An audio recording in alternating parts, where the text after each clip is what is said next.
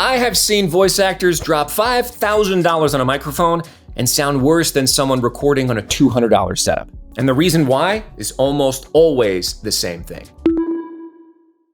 Hey everyone, my name is Joe Zieja. I'm a voice actor here in Los Angeles. I've completed over 8,000 jobs in my career across every genre. Now I run LearnVoiceActing.com, where we empower the next generation of voice actors to take control of their career, no matter where they come from or how much experience they have, or what their studios look like. Here's something I've noticed after years of listening to student recordings and helping people troubleshoot their home studios. Almost everybody's instinct when their audio sounds bad is to buy something. I get it. Feels like a logical solution. The audio sounds bad, so something must be wrong with the equipment. And the equipment is the thing you can control, right? You can go online, you do some research, read some reviews, throw money at the problem. But 9 times out of 10, the equipment is not the problem. The room is. A microphone, even a really good one, is essentially a very sensitive listening device. It doesn't just pick up your voice, it picks up everything. It can pick up a mouse fart 2 rooms away if it's good enough, right? And if everything includes the sound of your voice bouncing off hard walls, a low ceiling, wood floor, glass window, a HVAC hum, that microphone is going to faithfully capture all of it in stunning detail. I've been in recording sessions at professional studios where the room itself costs more than people's houses. You know what all of these rooms have in common? Not the most expensive microphones, not the most elaborate signal chains, treated walls, proper acoustic absorption, a space that was deliberately designed to capture sound cleanly. You're not gonna outspend a bad room with a better microphone. Doesn't work that way. So, what does fix it? First, and I know this isn't glamorous, soft things. Carpet, rugs, curtains, blankets, foam panels, bookshelves full of books for diffusion.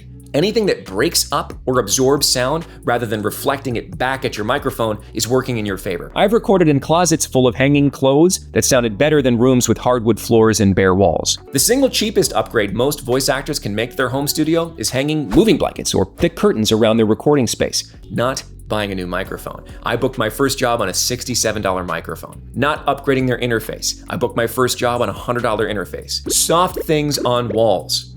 Second, mic placement. Most people set up their microphone once and never think about it again, but where your mic sits in relation to you and to the walls, to the floor, to the ceiling, all of that matters. Moving a mic a few inches in any direction can meaningfully change what it picks up. Experiment with this before you spend a single dollar on anything else. It's gonna fit your room, so you have to do the experimentation. And finally, overcomplicated signal chains.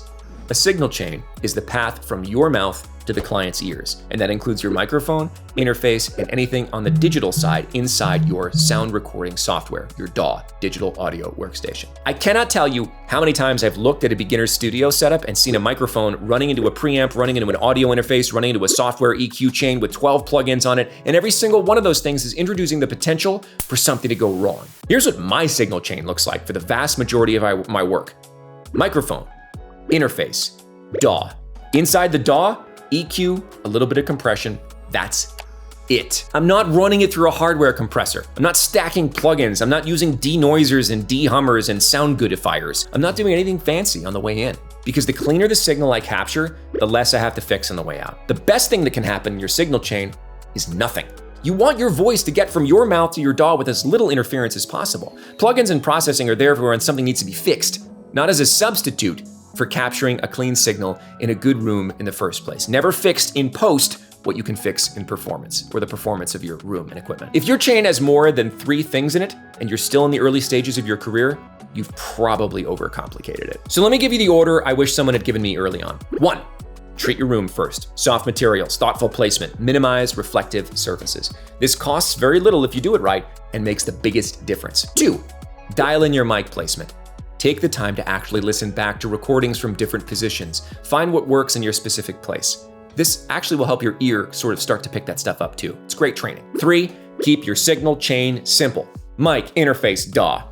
Learn that chain inside out before you add anything to it, okay? 4th, then, and only then, start thinking about whether your microphone or interface is actually the limiting factor. Because at that point, if you've done the first 3 things, it could be.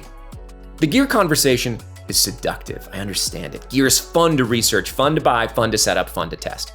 But it will not save a bad room, and it will not untangle an overcomplicated signal chain. Fix the fundamentals first. Everything else is secondary.